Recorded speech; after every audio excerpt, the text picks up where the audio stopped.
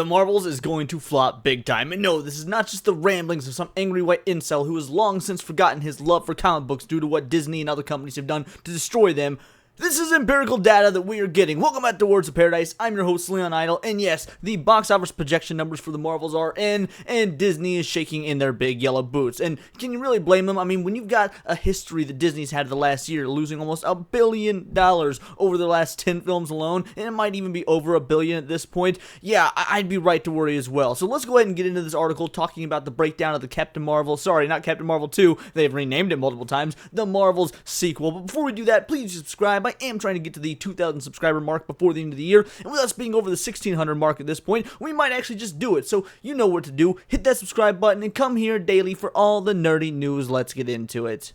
First, Captain Marvel 2 box office projections are abysmal. That's the word they decided to go with. Abysmal. You know that any word that uses a Y in the middle of it is a power word, and you love to see it. Also, I love how they're calling it Captain Marvel 2 and not the Marvels, because there's no way to market the Marvels. Oh yeah, you know, Brie Larson and those other two people from TV shows that you never saw and don't really care about. So yeah, calling it Captain Marvel 2 is going to be the easy way to get clicks. At this point, I might even put Captain Marvel 2 in my title for the YouTube video, just in hopes that people click on it, because ain't no one searching for the Marvels. Some fans are worried after some abysmal box office projections were released for the Marvels after an up and down year for Disney at the ticket window.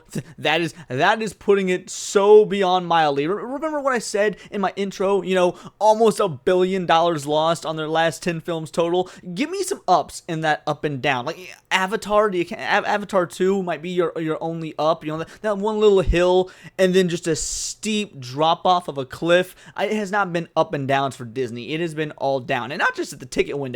On Disney Plus, at the theme parks. Like, you gotta really broaden your horizons, direct. The Hollywood giant is hoping to strike it big with Captain Marvel 2. Well, hope in one hand, shit in the other, see which one fills up first. Brie Larson's first Captain Marvel film was a certified box office hit, earning over $1.1 billion worldwide via Box Office Pro, making it the first female-led superhero movie to cross the $1 billion mark. I'm going to say what everyone said, you heard it a million times, but it bears repeating because it's important. It has nothing to do with the fact that she was a female, it has to do with the fact that it came out in between Endgame and Infinity War. So yeah, there's no reason they have to even bring up the fact that it was a female-led superhero film. Anyone worth their salt knows Wonder Woman was better, and frankly, even Wonder Woman is not that great. First two-thirds are good, and then the third act, it absolutely falls apart. But really, I don't know how long it's been since you guys saw the Elektra movie with Jennifer Garner. I would take that over Captain Marvel. Captain Marvel was just, I mean, again, they used the word abysmal for a reason. According to reports, The Marvels is one of the MCU's most expensive movies ever, so the road to profitability would be harder than it was for the 2019 original. Yeah, not only is it one of the most expensive movies of all time when it comes to the MCU, but I wonder if that's even factoring in the reshoots, because you gotta remember, this movie has been delayed about 5 times, having multiple reshoots. Like, I don't even know what the budget is at this point, and I don't know if the world will ever truly know what the budget was when you count the reshoots. I bet there are some countries out there that have a lower GDP than this movie's entire production budget when you take into account marketing and reshoots, and that's a lot. Like, hey, you know, the entire country is Switzerland. Yeah, oh man, your guys' chocolate, that Swiss chocolate is real good. Did you know your entire country is worth less than the entirety of the money that Disney spent on Captain Marvel 2? First, Captain Marvel 2 box office projections revealed, and look at the photo they you did Brie Larson dirty. I mean, this face is somewhere between, you know, constipated and trying to go Super Saiyan, which I know isn't very different, but at the end of the day, there's a few pictures of her out there smiling. You could have used those, but oh well. Again, it's a pretty apt picture to use. The new reporting from experts reveal what could be an abysmal box office run for the upcoming Captain Marvel 2. They keep saying abysmal over and over. Like I said earlier, it's a good strong word, but it's starting to sound like H.P. Lovecraft, just repeating the same word over and over. I'd like some more linguistic variety. According to the Box Office Pros, the Marvels is projected to earn between $50 million and $75 million domestically over its opening weekend. That is awful. Like, imagine being Disney and you've spent let's say it's a $300 million film. We'll look up the actual budget in a bit, but a $300 million film. And then for, you know, marketing, about another 300 mil, so you're up to 600 million. And then you've got the theater cut on top of that. So now you're looking at about, I don't know, 750 million to break even before profit.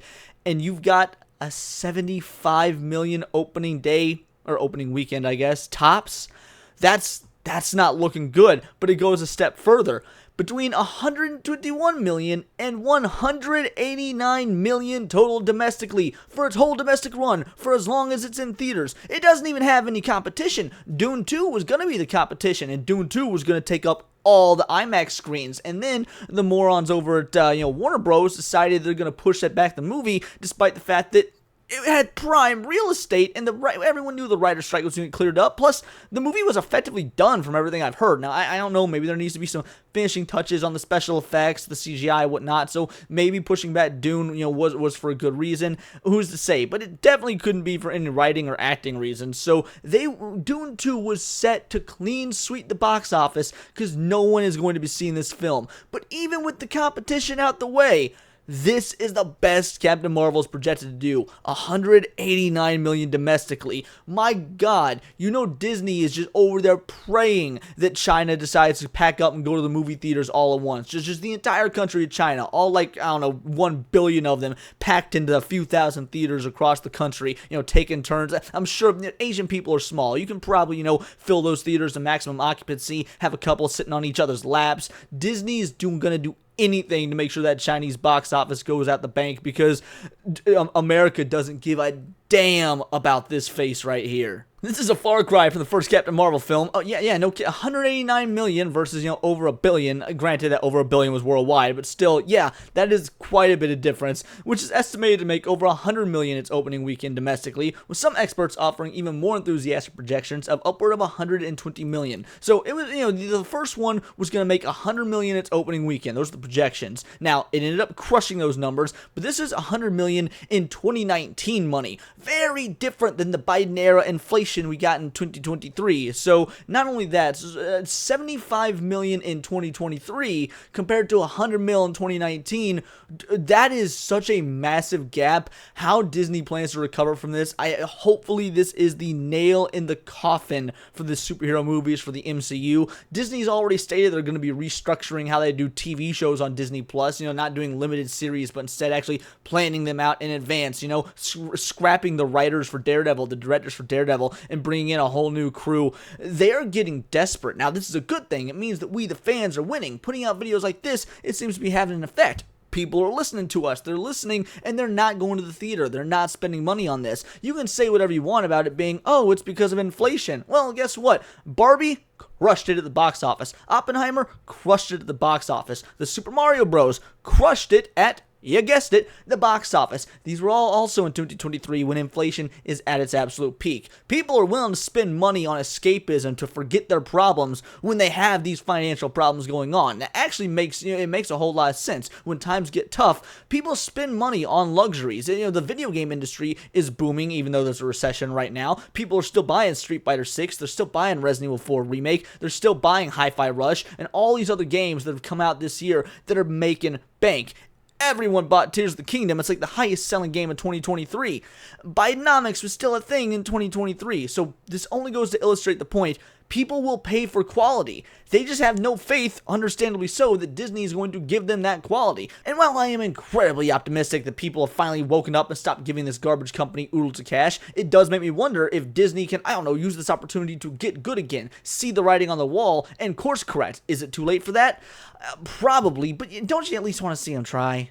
The 50 to 75 million figure is roughly half of what was estimated for Warner Bros. The Flash, which after middling box office projections would go on to become one of the biggest financial failures in studio history. I love that they brought up this comparison, because if you guys remember, they were talking about $120 million opening weekends for The Flash. I reported on it, a lot of people reported on it, and I was actually worried, because I didn't want The Flash to succeed. Nobody wanted to see The Flash succeed, because it would mean giving credence to Ezra Miller, and frankly the superhero genre as a whole, despite the fact that it is a dying mess. So when that movie flopped, oh boy, was your boy ecstatic, but everyone was worried it was going to succeed, and lo and behold, it ended up being, the projections got destroyed. They all assumed it was going to have a $120 million opening weekend.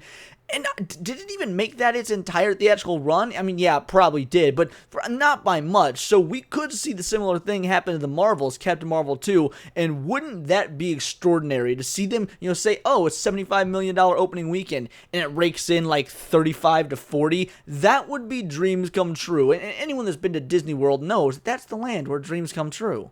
You know, there's going to be a lot of people on X after this movie comes out that blame the angry white dudes or the comic book purists, or, they blame the pandemic. Oh, it's a post-pandemic. Movies aren't doing as well. Once again, I would defer them to Mario, Oppenheimer, Barbie, the list goes on. But the point is, there's going to be a lot of people that claim this is a success. There are people out there that was claiming that Ahsoka was a success. Ahsoka was not a success. Let's be real. Numerically, when you look at the numbers that have been released, Ahsoka wasn't a success. Disney has not had a true legitimate success, unless you count Avatar, in I don't know. It's been a hot minute. And of course, there is going to be a lot of shills and individuals on X that are going to tout this movie, even though they haven't seen it. They're going to call you, an angry incel. They're going to call you a bunch of negative names. They're going to say that you are part of the patriarchy, that you're misogynistic, that you're a racist, that you're any sort of phobe or ist out there because you don't want to see this movie. When in all reality, you've been a good, happy, little, well-paying comic book fan for years upon years, and you're finally at your breaking point, and you just don't give a damn anymore. That's what happened. In fact, I was going to say that's what happened to me, but that happened to me probably during phase 2, maybe the early parts of phase 3 of the MCU, so I was a little bit ahead of the curve on that one, but I'm glad the world seems to be catching up, because let's be real, no one asked for this movie, no one wants this movie, even the critics who are going to get paid $50 by Rotten Tomatoes to score it positively don't actually want to sit through this movie. They'd rather go out and have a drink with their 2 friends on a Saturday night, but they gotta go see Captain Marvel instead, and frankly, if a few of them end up drinking bleach afterwards, the world's gonna be better off for it. I mean, in Minecraft, allegedly. But those are just my opinions. Let me know your thoughts in the comments down below, or let me know on X, where you can find me at BoltTheWord. And please do subscribe. I am a nerdy news channel. I cover nerdy news every day, sometimes through a political lens, especially when you took a look at, what I put out yesterday, when Ben Shapiro and Andrew Tate went head-to-head about Israel and Palestine. That was fun. Or maybe into more the cancel culture side of things. You think cancel culture is more like cancer culture? Then check out my previous video about Jason Momoa and how they're coming after him for a joke he made 12 years ago. Either way, I got plenty of stuff in the back catalog, and it would be a pleasure if you would take a look at it. But please do subscribe, and until next time, it's all here in the Nerdosphere, and this has been Words of Paradise.